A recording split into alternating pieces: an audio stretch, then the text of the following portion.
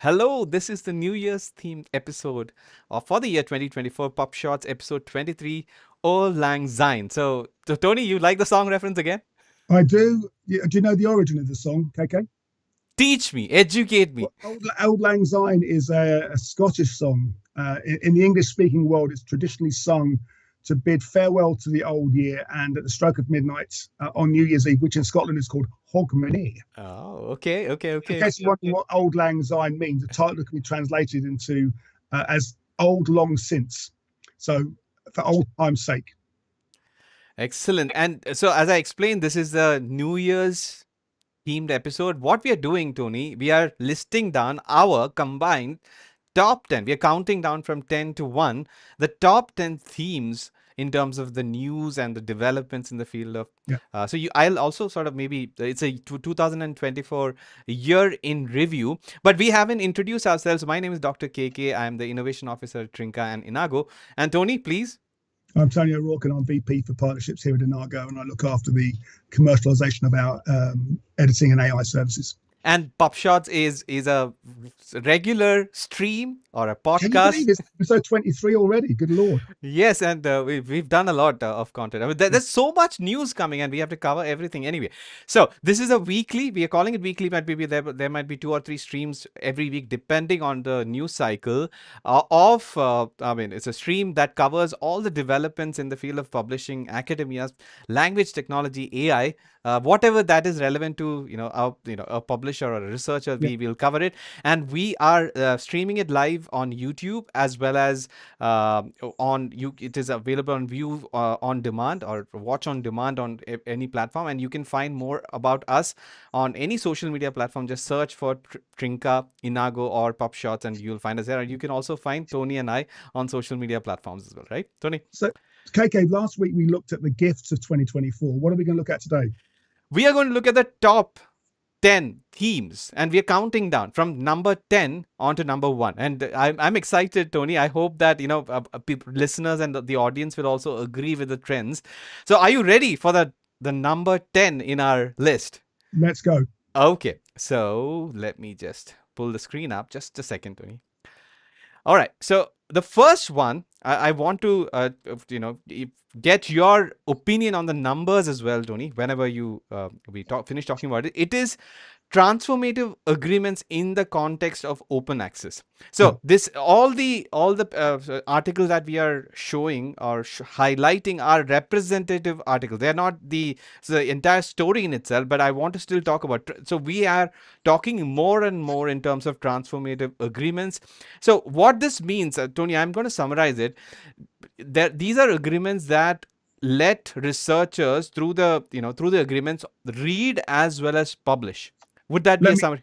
let me add a bit of meat around that. So, the traditional business model for to access and read journals has been subscribe and license, and that gives you read-only access to content.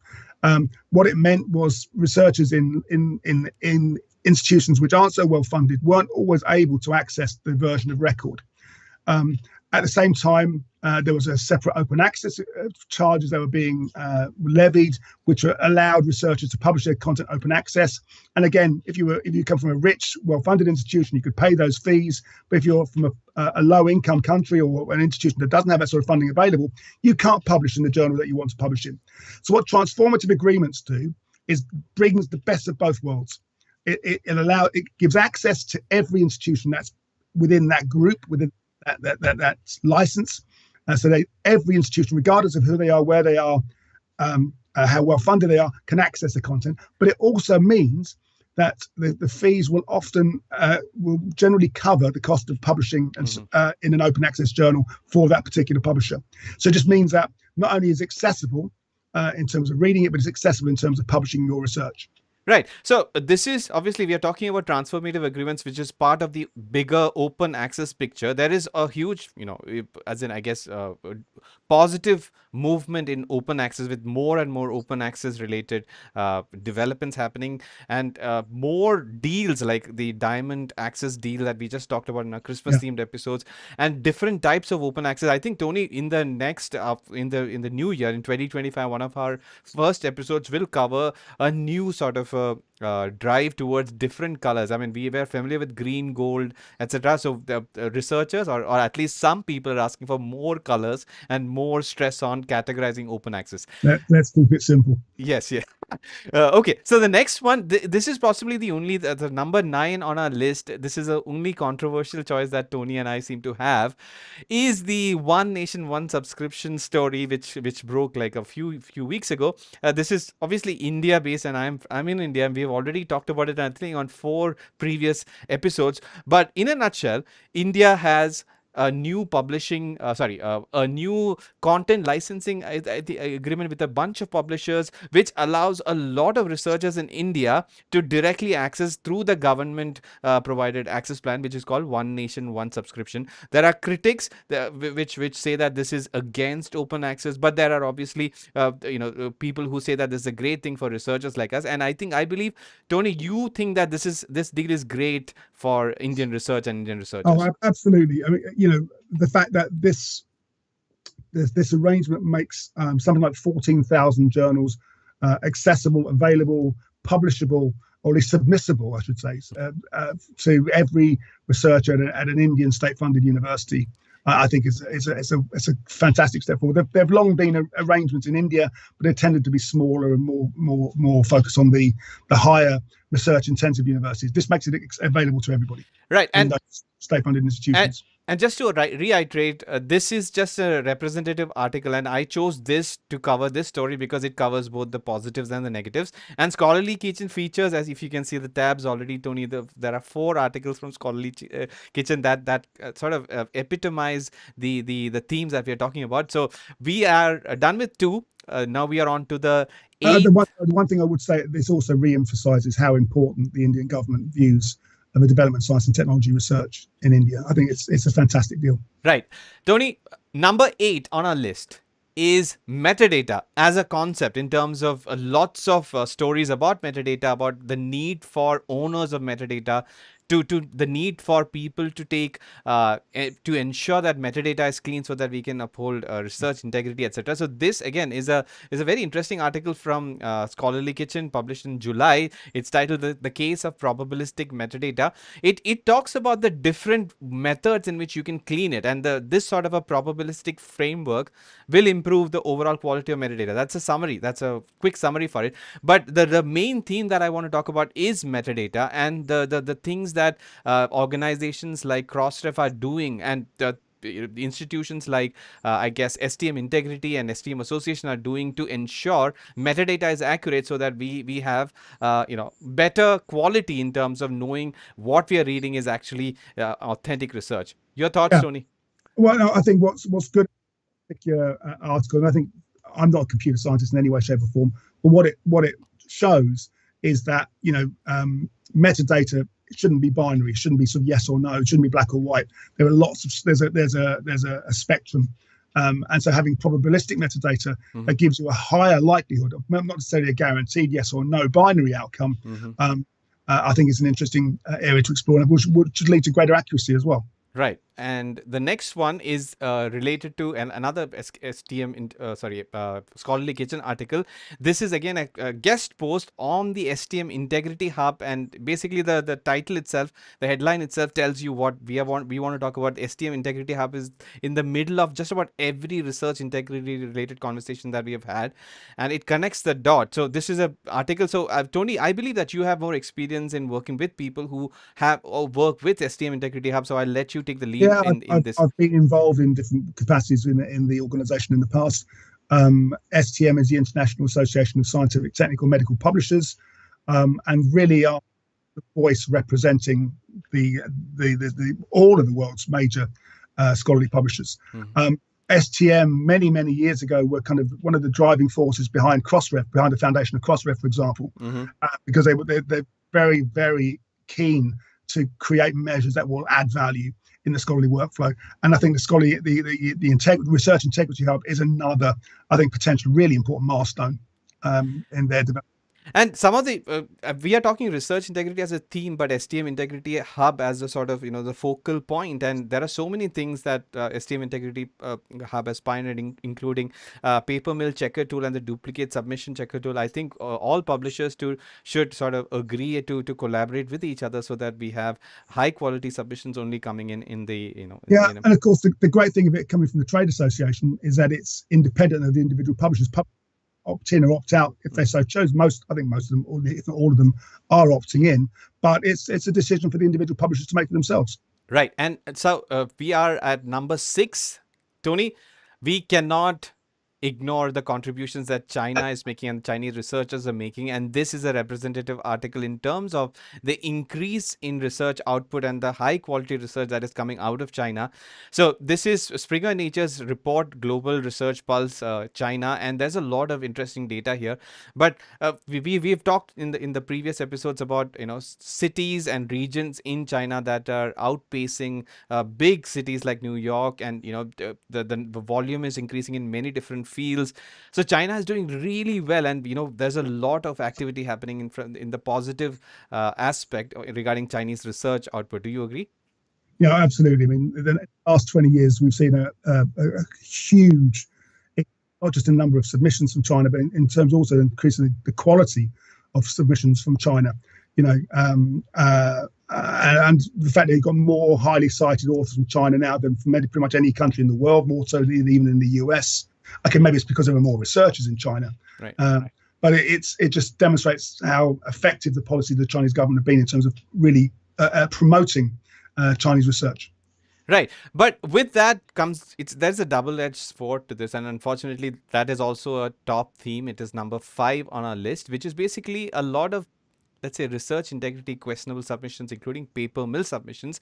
But again, the Chinese government and the Chinese Academy of Sciences are doing efforts to publish things like the early warning journal list, which was published, I think, in mid-February this year. And this helps researchers as well as publishers to be aware of which journals are suspicious or which activities should be considered suspicious. Yeah. And I think it's a very good, again, representative article to address the fact that there has been a lot of research integrity concerns, especially coming out of China. Yeah. Yeah, and I don't think China's the only country that we shouldn't paint the entire country with one brush. Right. But of course, a lot of these issues have been related to Chinese papers, but not exclusively Chinese papers. And I think the Chinese Academy of Sciences and the Chinese government are clamping down on that quite hard to ensure that these policies, these practices, are being stamped out. Right. So this is a sort of interesting point that you brought up. I did not intend to paint China or the Chinese researchers in one, like a broad brushstroke. The thing is that there's a lot of research coming.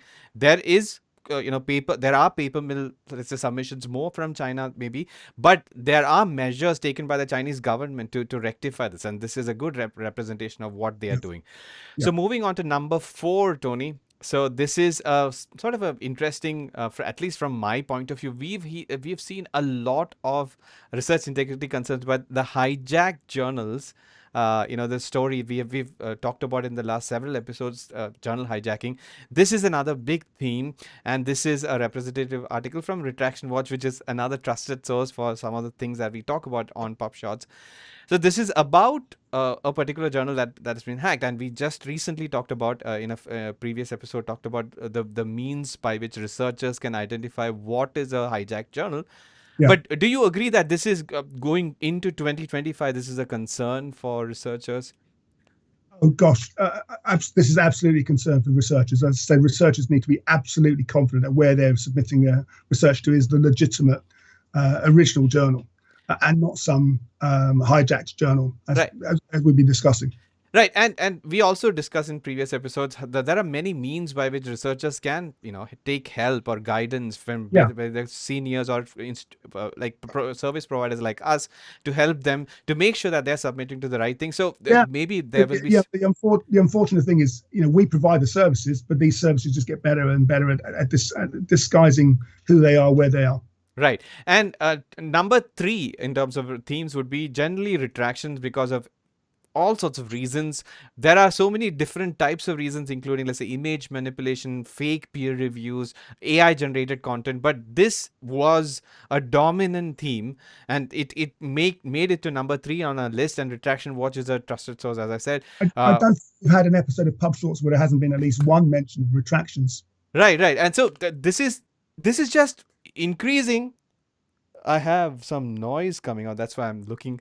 That's okay. So it is a trend that we cannot, we do, at least I do not see a meaningful solution to, but everybody in the publishing industry should be working collaboratively to figure out a solution for it. The 99.99% of the world's research community is honest, has integrity, are determined to do things the right way. There's always going to be a bad actor. There's always going to be a bad player. So it's so important that when fraudulent or potentially misleading or misconduct is taking place, that the publisher comes down on it very hard and makes those retractions. Because I think it only demonstrates that the publisher, the publishing organization is investing in trust mechanisms to ensure that trust is continued in their journals. Right. So the last 3 stories were relatively negative from the publishing industry point of view, but the last 2, number 2 on our list, is peer review and innovation. And I think this is the best article that can represent what advances that we have made. It is basically using AI agents, multiple AI agents, to look at a paper and to assess its strengths and limitations, and just that technique itself improves the accuracy. We just recently talked about AIs being evaluating other AIs and eventually bringing up the quality, but AI agents, in my personal opinion, AI agents are going to be the coolest AI things that will happen to all of our lives and everything in the next maybe 2025. It'll be the biggest thing. And you believe that peer review will be peer review innovation, and with AI would be the big story of 2025, don't you, Tony? I think anything that will improve the precision, the recall, the accuracy of the AI, such as these agentic networks that we've discussed in previous episodes, is only a good thing. Will only sort of increase trust in AI, potential AI solutions. Right. And so, Tony, care to guess as the number 1 sort of theme for 2024? Tell me what you think the number 1 theme is, KK. I've got a number of ideas. What do you think the number 1 topic is? Well, we cannot ignore, and I think you'll personally agree to this as well, that generative AI and all sorts of AI has just been the biggest theme and the biggest story in even academic publishing. And what I want to share is it's probably the best resource for anybody. I'm talking beyond academic publishing as well, to look at all the different types of tools that are available, different types of AI, different types of purpose, in terms of tools that can do XYZ, that kind of a thing. And all of this is maintained by Ithaca SNR. And this is, in my opinion, one of the best resources that you can find to keep yourself updated regarding the latest generative AI, as well as the tools. It includes a lot of different things, and I wanted to showcase this to focus on the theme of generative AI in academic publishing. So I'll let you. I've got nothing to add to this apart from wondering what the top tool is going to be in 2025. I mean, the majority of us probably hadn't even heard of ChatGPT until ChatGPT 3.0 came along in earlier this year, and then it's been on pretty much every conversation I've had with publishers, when I talk to researchers, when I talk to research organizations. I'm curious to know what that number 1 topic is going to be, or the number 1 product is going to be in discussion this time next year. Well, we have. Do you want to predict, Tony? Anything? No, I wouldn't even know where to start. I mean, I would never have guessed ChatGPT would have been the number 1 most talked about generative AI or AI related tool had you asked me this question this time last year. Right. So I'm going to predict that a big AI-based peer review assistant or platform or a tool would be the thing that everybody will be talking about in the next year. If not, because at least in the last couple of months, at least, Google's Notebook LM has taken the world by storm. There's so many use cases for it, and one of the things that can be used really well is for analyzing content and to give non-hallucinatory answers. So if Google has already sort of reached there and has given us Notebook LM, I'm sure that there will be somebody who will be coming up with a peer review gold standard product from AI. This is my prediction. Let's see what happens, Tony. So I hope you're right. And that brings us to the end of the New Year's year in review episode, episode 23, Auld Lang Syne. So, Tony, what are your plans for New Year and what do you look forward to in 2025? Well, I look forward to taking forward all from a publisher point of view, taking that forward. Many of the conversations I've been having with our publishing partners in terms of how our AI tools can be used. I look forward to seeing different use cases for AI in scholarly publishing and hearing some more success stories. Mhm. You asked me what I'm doing at New Year's Eve. Well, I'm going to see my daughter-in-law perform live for a New Year's Eve concert on New Year's Eve. So I'm looking forward to going to see her. Wow, that's something else. So what does she play? She's a singer. Oh, So she okay. sings. She basically sings. In fact, she's got a fantastic voice. She sings lots of R&B and soul, classics of 70s and 60s hits. Actually, she's got the most amazing voice. Hmm. Last year, this time around, I was preparing not for New Year's Eve. I was preparing a couple of songs that I sang with my niece. She sang it, and I played guitar to accompany her, and it was a wonderful experience for me. This year, I'm hoping to maybe ride out again into the hills, maybe for a couple of days of riding. I don't know. Maybe it'll be just before New Year, maybe just after New Year. But that is what I'm doing. No Well, other that's, big that's party. tomorrow. So make sure you get on your bike nice and early. Well, let's see how that goes. So, Tony, if somebody wants to keep in touch with what you're up to, maybe what you're Oh doing. yeah. So you can contact me at tonio@enago.com, or you can find me on LinkedIn. Or if you want to find out more about Trinker or any of our AI resources, you can go to trinker.ai. And if you want to find out more about Enago, as I say, just visit enago.com. And if you have ideas, if you disagree with the top 10 that we just talked about, or if you have predictions on what will happen in the field of scholarly publishing and AI in 2025, please share it as a comment on maybe LinkedIn, on YouTube, or send us an email, as I think Tony has already suggested, or on any social media platform. So once again, if I have not said this already, if you're watching this as a watch on demand on YouTube, please subscribe to the channel and hit the bell notification icon and share the content with your family, because we think that some of this content will be relevant to you or your colleagues or your family, and maybe we can all sort of learn from each other, and this is our way of passing on what we've learned during our the time Yeah, and I've, researching. I have learned so much in the last 12 months. I is transformed. Can Tony, I, can I just wish everybody now finally a very, very happy 2025, and have a great new year. And we look forward to seeing you at future episodes of PubShorts during 2025. yeah, I was just about to say that. And Tony, I wish you the best, best New Year, whatever the New Year celebrations that you're going to be a part of, as well as the next 12 months that are coming up. So many And, exciting things.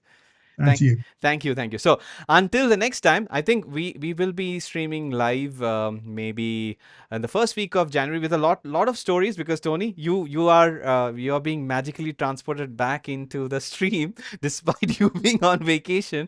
So we will stream live. First week of January with a lot of stories. So until then, this is Dr. KK signing off for PubShots episode 23, Odd Long Zine. Tony, bye bye. Wish you a Happy very New Year, happy New everyone. Year. Bye bye.